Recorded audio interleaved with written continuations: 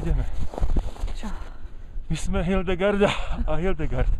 Vstúpame na Budinov na kopec Na 8000. na 800 a chceme vedieť, že či uvidíme dnes 4.1.2011 čiastočné zatmenie slnka. Tak povedz. Ideme. Slov. Sme na vrchole slávy, kopca, aj zatmenia slnka. Úžasne uvidíme.